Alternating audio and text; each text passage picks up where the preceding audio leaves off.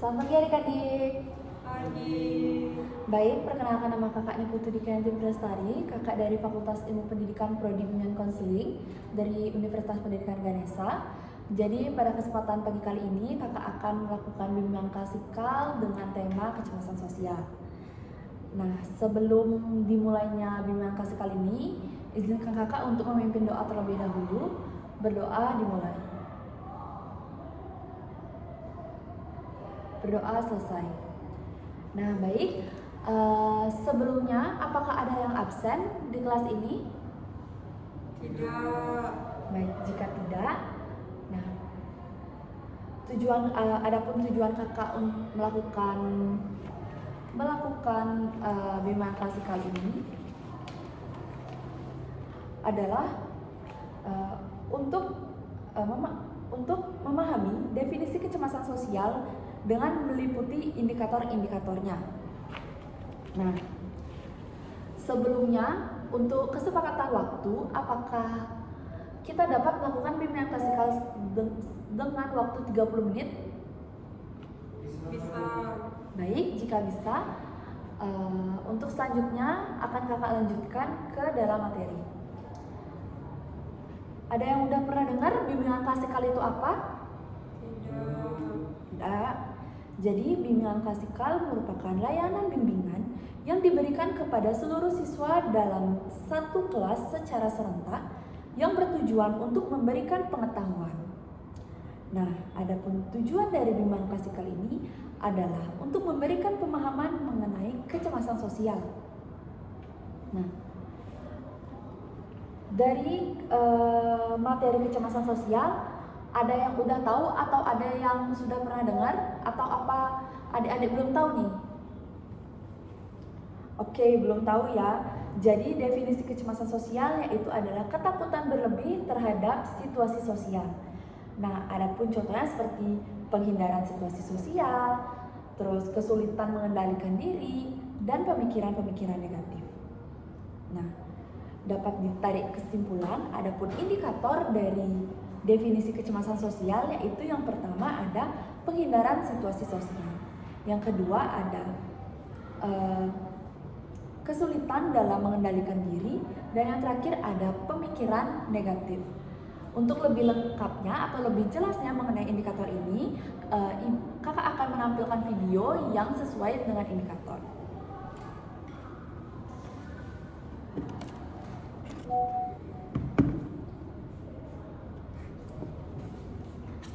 Baik, ini adalah video indikator mengenai penghindaran situasi sosial yang negatif.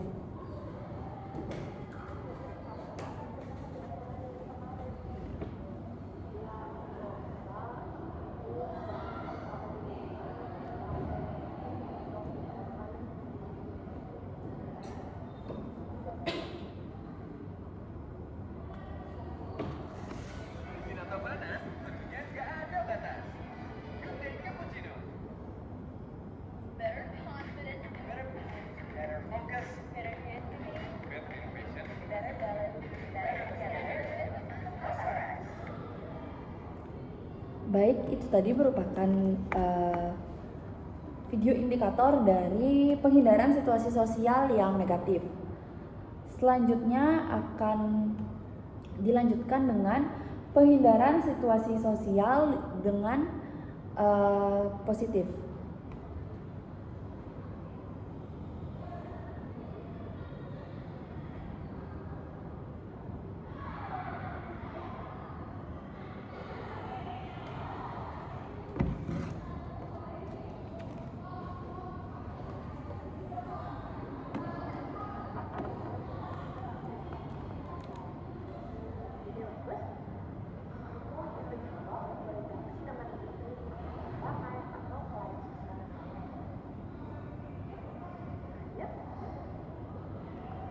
Nah, itu merupakan video dari indikator penghindaran situasi sosial yang positif.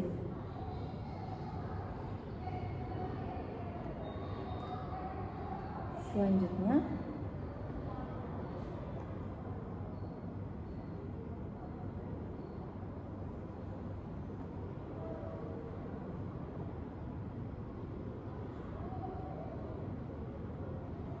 Selanjutnya ada video dari indikator kesulitan mengendalikan diri yang positif.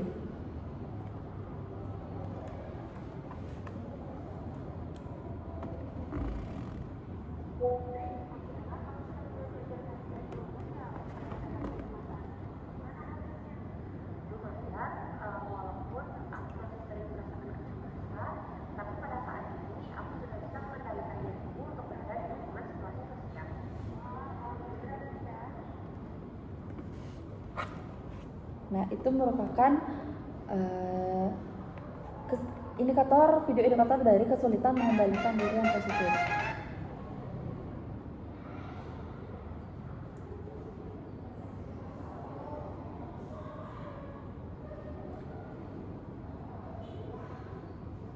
Selanjutnya ada video kesulitan mengendalikan diri yang negatif.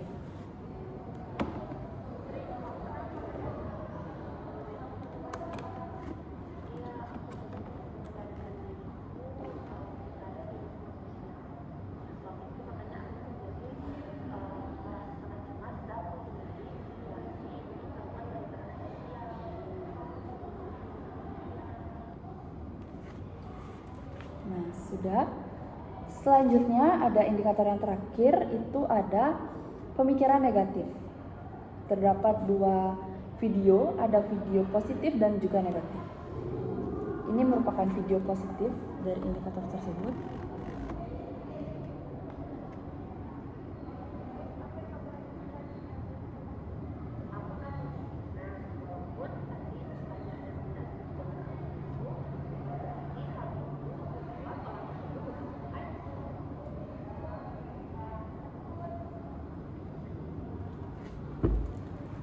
Dan yang terakhir ada pemikiran negatif dengan indikator negatif.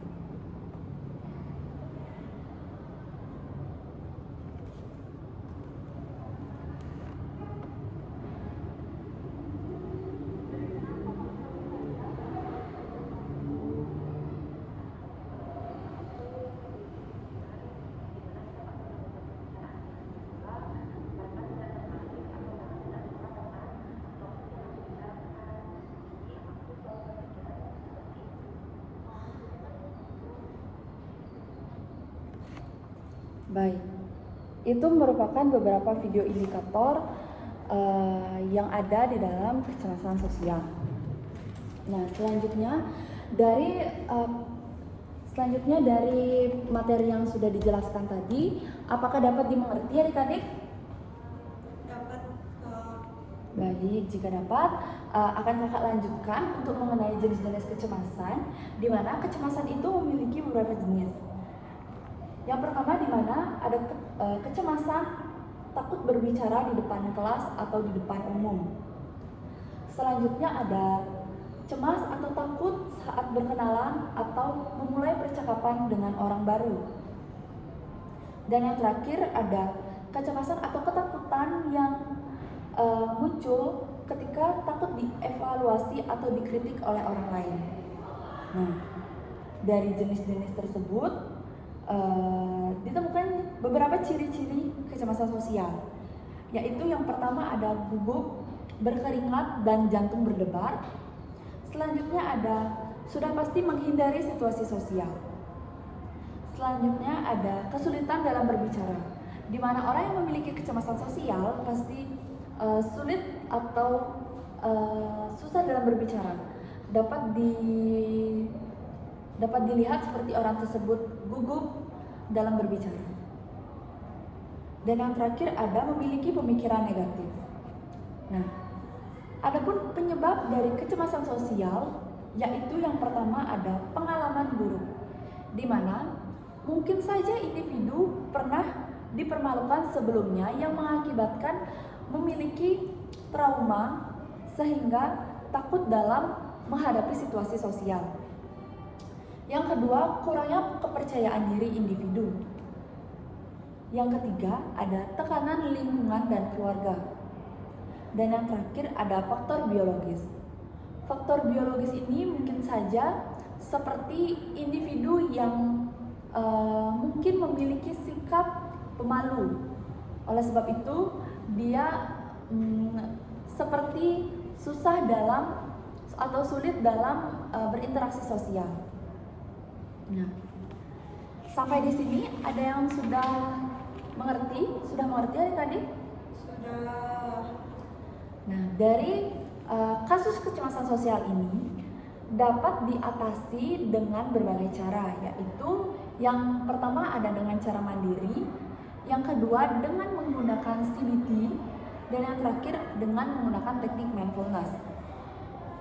Di sini dengan melalui cara mandiri, individu dapat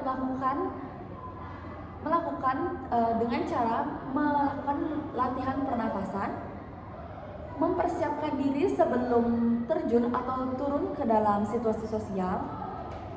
Selanjutnya, menantang pemikiran negatif individu seperti jika kalian memiliki pemikiran bahwa saya takut untuk tampil di depan umum karena takut dipermalukan, adik-adik dapat tulis pemikiran negatif itu dengan saya bisa tampil di depan umum walaupun dengan hasil yang tidak maksimal.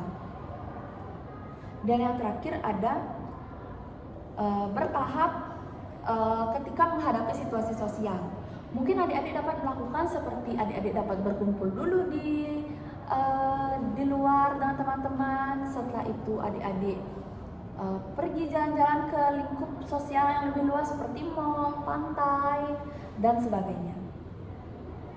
Selanjutnya dengan teknik CBT, di mana adik-adik dapat mengidentifikasi pemikiran-pemikiran negatif dan mengubah pemikiran tersebut atau mengganti pemikiran tersebut menjadi pemikiran yang positif. Selanjutnya ada menggunakan teknik mindfulness, di mana teknik mindfulness ini berfokus pada nafas dan sensasi tubuh, di mana menerima perasaan cemas tanpa menghakimi perasaan tersebut dan melakukan latihan ini dengan kesadaran penuh. Baik, sekian materi yang dapat kakak sampaikan. Sampai di sini sudah paham adik-adik? Sudah. Baik, jika sudah, sekarang kakak akan menyebarkan kuesioner dengan tema kecemasan sosial untuk adik-adik isi. Setelah itu kakak akan ambil lagi untuk dievaluasi.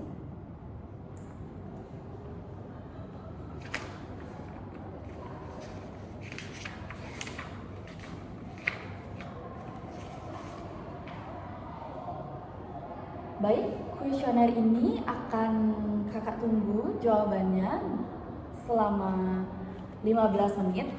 Sebelumnya, adik-adik dapat melihat pada lembar kuesioner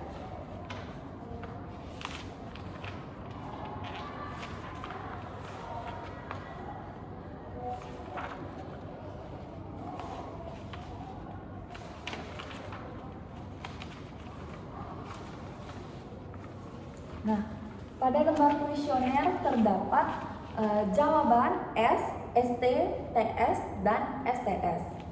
Di mana S itu menyatakan setuju, ST itu menyatakan sangat setuju, TS itu menyatakan tidak setuju, dan STS itu menyatakan sangat tidak setuju. Nanti adik-adik isi pernyataan berikut dengan jawaban atau dengan kepercayaan diri adik masing-masing. Baik, jawaban akan kakak tunggu selama 10 menit. Untuk itu, adik-adik dapat mengisi kuesioner.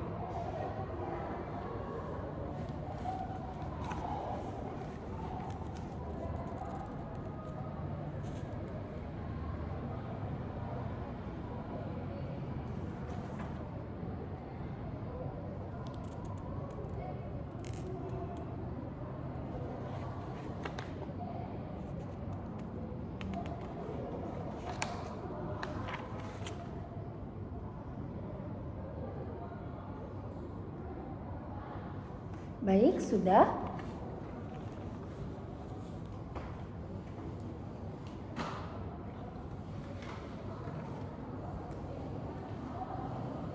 Baik, kakak ucapkan terima kasih kepada adik-adik karena udah membantu kakak untuk mengisi kuesioner ini. Untuk selanjutnya, hasil kuesioner ini akan kakak evaluasi lebih lanjut. Nanti kakak akan informasikan kepada adik-adik untuk melakukan bimbingan kelompok. Untuk adik-adik yang mana saja akan lanjut ke dalam sesi bimbingan kelompok. Untuk sekarang kakak ucapkan banyak-banyak terima kasih karena sudah mau mengikuti bimbingan klasik kali ini. Kakak akhiri kegiatan ini dengan Parma Santi. Om Santi Santi Santi Om. Terima kasih untuk adik-adik semuanya. Selamat pagi.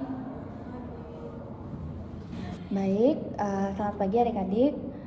Dari hasil kuesioner yang tadi telah kakak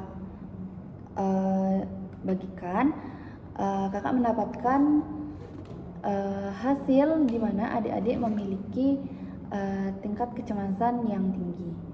Nah, sebelumnya di sini kakak akan memberitahu mengenai bimbingan kelompok, di mana layanan bimbingan kelompok merupakan layanan yang diberikan kepada sekelompok siswa yang lebih kecil dari kelas dengan fokus pada diskusi, berbagi pengalaman, dan latihan keterampilan. Nah, kita dapat menyepakati waktu kurang lebih 10 menit dalam melakukan bimbingan kelompok ini. Apakah dapat disepakati? Bisa, Ibu. Nah, sebelumnya dari hasil kuesioner di sini Dista dan juga Wisaka dan juga Riani memiliki tingkat kecemasan yang tinggi, di mana Dista ini memiliki pengalaman buruk atau trauma sosial yang tinggi, dan juga Wisaka memiliki ketakutan akan pemikiran negatif. Mungkin trauma sosial apa yang pernah Dista rasakan sebelumnya? Saya dulu pernah dibully, Bu, dan dikucilkan oleh teman-teman. Baik, seperti itu. Mungkin untuk Wisaka, ketakutan atau pemikiran negatif apa yang Wisaka rasakan? Baik, Ibu. Dulu saya merasa trauma atau ketakutan karena dulu saya pernah dibully ketika saat presentasi di kelas saya ada salah penyebutan kata, Ibu. Baik, seperti itu. Jadi seperti apa yang Dista rasakan, pengalaman buruk atau trauma sosial seperti bullying, mungkin Dista dapat melakukan atau mencegah rasa ketakutan ini seperti persiapan sebelum menghadapi situasi sosial, di mana Dista dapat berlatih terlebih dahulu mengenai apa yang akan dikatakan atau sesuatu apa yang akan Dista lakukan di dalam lingkup sosial. Apa Dista dapat memahami? Dapat, Ibu. Baik, selanjutnya untuk Wisaka, mungkin Wisaka pernah dibully. Ya, Ibu, Dibully dan juga memiliki pemikiran negatif setelah itu ya. Iya. Jadi di sini Wisaka dapat berpikir positif bahwa saya biasa pasti memiliki pemikiran positif seperti saya pasti akan gagal. Dimana setelah itu Wisaka dapat mengganti pemikiran negatif ini dengan saya sudah berlatih dan saya pasti bisa dalam menyelesaikan ini dan saya bisa mencoba hal ini. Seperti itu. Apa dapat dimengerti? Dapat, Ibu. Selain itu dapat juga dilakukan latihan singkat seperti latihan mindfulness. Mungkin adik-adik dapat melakukan teknik sederhana seperti dengan melakukan pengaturan nafas. Seperti adik-adik dapat duduk dengan nyaman pada saat ini. Selanjutnya adik-adik dapat memejamkan mata.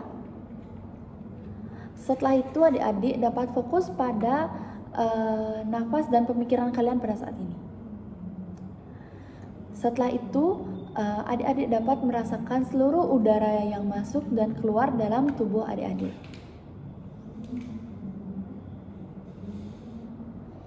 Baik, setelah itu jika fokus kalian menghilang, jika kalian memikirkan pemikiran lain, kalian dapat mengembalikan fokus kalian ke nafas kalian. Setelah itu kalian dapat membuka mata. Bagaimana perasaan kalian setelah melakukan latihan ini? Apa lebih tenang? Iya, Ibu. Iya, Ibu, saya juga sudah merasa lebih tenang. Baik, jika sudah merasa lebih tenang, Ibu harap selanjutnya adik-adik dapat melakukan atau menerapkan latihan-latihan yang sudah Ibu berikan tadi ke dalam diri adik-adik, dan semoga adik-adik kedepannya dapat mengatasi kecemasan adik-adik yang adik-adik miliki. Bagaimana, dapat dimengerti? Dapat Ibu. Baik, sekian bimbingan kelompok yang dapat Ibu lakukan kepada adik-adik. Ibu ucapkan terima kasih. Akhir kata Ibu ucapkan Om Santi Santi Santi Om, untuk adik-adik dapat kembali ke posisi adik-adik semua. Baik, terima kasih Ibu. Terima kasih kembali. Baik, selamat pagi adik-adik. Sesuai dengan kesepakatan kita tadi, kita akan melakukan konseling kelompok. Nah, jadi konseling kelompok ini merupakan layanan yang diberikan kepada beberapa siswa yang mengalami masalah serupa dengan suasana lebih private dan mendalam, dan difasilitasi dengan konselor. Nah, untuk kesepakatan waktu pada pertemuan kali ini, apakah kita bisa menyepakati waktu kurang lebih 10 menit? Bisa Bu. Bisa Ibu.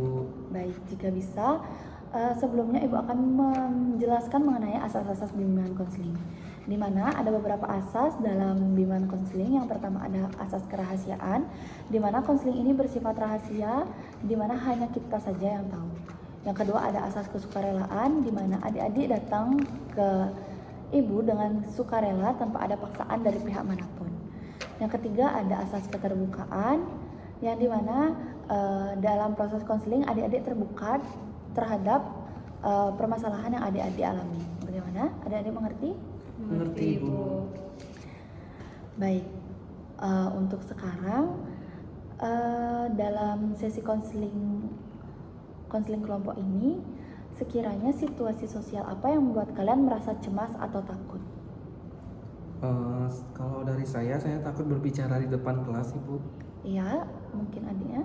Kalau saya takut kalau orang lain menilai saya jelek Ibu. Baik, kita memang sering memiliki pemikiran negatif yang membuat kecemasan. Misalnya seperti saya pasti gagal, atau orang lain pasti akan menertawakan saya. Sekarang kita coba bagaimana kita mengganti pemikiran itu dengan pemikiran yang lebih positif atau realistis. Nah, kalau ada yang berpikir saya pasti akan gagal, bagaimana kita akan mengganti pemikiran tersebut menjadi saya sudah berlatih dan saya bisa mencoba dengan baik. Bagaimana? Kalau saya takut dinilai jelek, saya bisa pikir saya berusaha jadi diri sendiri dan itu sudah cukup. Bagus. Pemikiran positif ini membantu kita merasa lebih tenang dan menjadi percaya diri. Baik. Mungkin untuk sekarang kita dapat melakukan latihan mindfulness sederhana, di mana adik-adik dapat duduk dengan nyaman. Baik. Selanjutnya adik-adik dapat menutup mata, fokus pada nafas kalian. Tarik nafas perlahan. Rasakan setiap udara yang masuk dan keluar. Jika pemikiran lain muncul, kembalikan fokus kalian pada nafas. Kita dapat melakukan latihan ini kurang lebih selama 1 menit.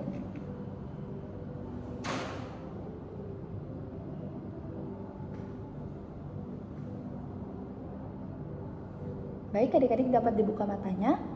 Bagaimana perasaan kalian setelah melakukan latihan ini? Saya merasa lebih tenang dan tidak terlalu panik Ibu.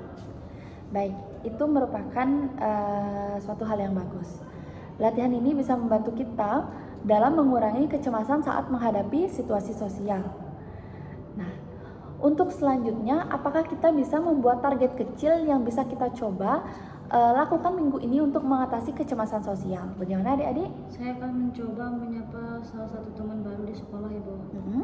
Kalau saya akan berlatih presentasi kecil di depan cermin dulu.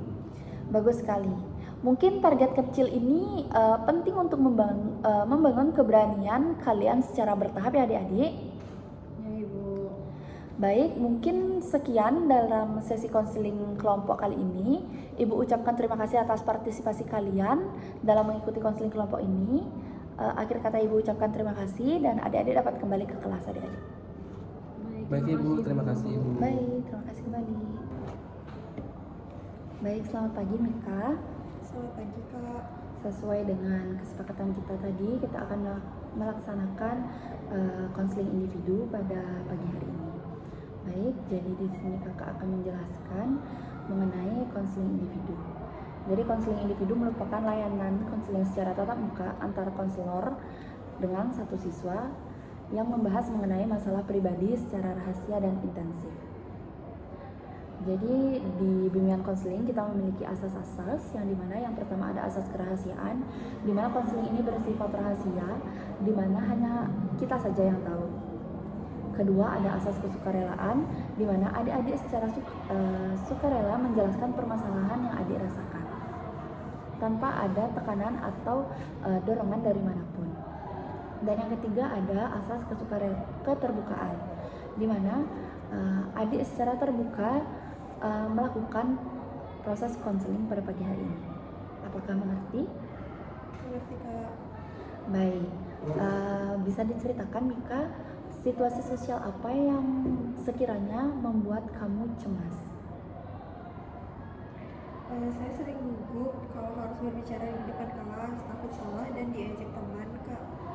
Berarti kalau kamu merasa gugup, pemikiran apa yang biasanya muncul di kepala kamu?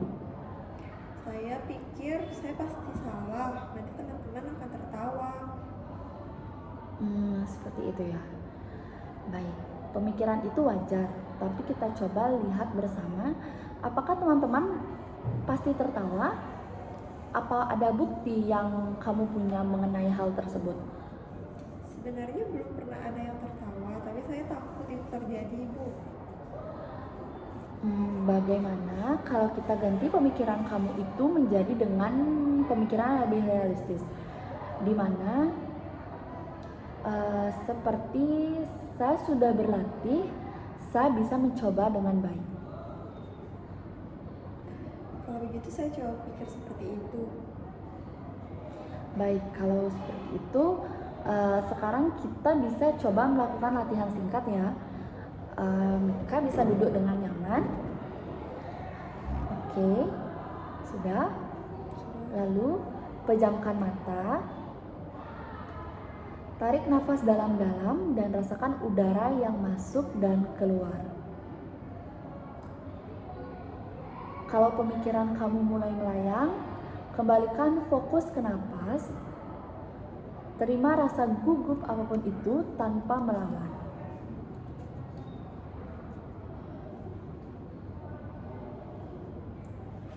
Bagaimana Mika? Dapat dibuka matanya? Bagaimana perasaan kamu setelah melakukan latihan ini? Lebih tenang dan tidak terlalu takut Kak. Baik.